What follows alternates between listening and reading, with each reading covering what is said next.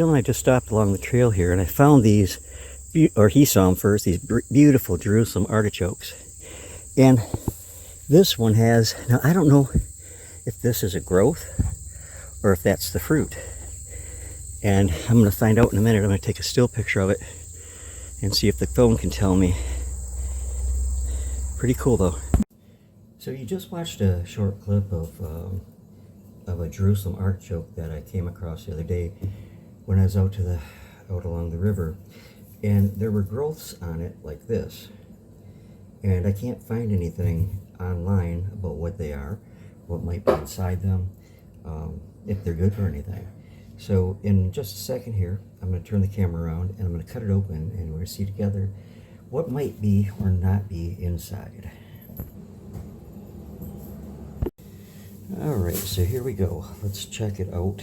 I'll start right here with this piece, straight through. And it looks like they're seeds and some kind of white, fleshy material. I don't think I wouldn't want to try to eat it. I mean, it might be edible, I don't know. I know the tubers on it are edible, but I haven't been able to find anything on this, so I don't know if it would be or not. Let me see what it smells like. It smells kind of like carrot or cucumber. Too bad Gil's not here. I'd pay him $1 and he would try it. Remember Larry, Daryl, and Daryl? Anything for $1? That's Gil.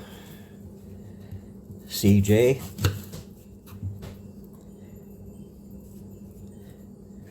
Dave? Yeah. She's getting in my way. Come here, CJ.